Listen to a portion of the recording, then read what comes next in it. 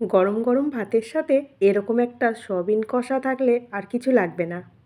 নমস্কার বন্ধুরা, শুভ দুপুর। শ্রী কিচেন থেকে আমি চৈতালি আজকে একটা অন্য রেসিপি নিয়ে চলে এসেছি। সবাই কেমন আছেন? আশা করছি সবাই ভালো আছেন।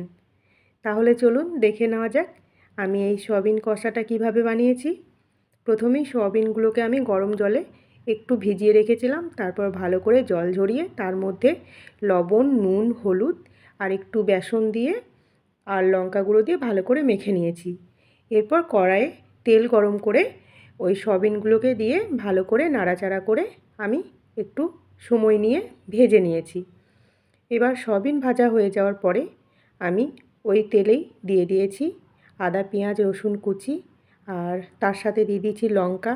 ভালো করে ভেজে নিয়ে তারপর একটু আদা রসুন বাটা দিয়ে মশলা দিয়ে রেখে দিয়েছিলাম। ওটা ভালো করে নাড়াচাড়া করে জল দিয়ে দিয়েছি। তারপর দিয়ে দিয়েছি সয়াবিনগুলো, তারপর ঢাকা দিয়ে দিয়েছি। একটু ফুটে এলে তারপর দিয়ে দিয়েছি স্বাদ মতো চিনি, আর ওপর থেকে গরম মশলার গুঁড়ো আর ধনেপাতা কুচি দিয়ে ব্যাস আরেকটু টাইম নিয়ে ওটাকে নাড়াচাড়া করে ব্যাস তাহলেই রেডি হয়ে যাবে সয়াবিন কষা।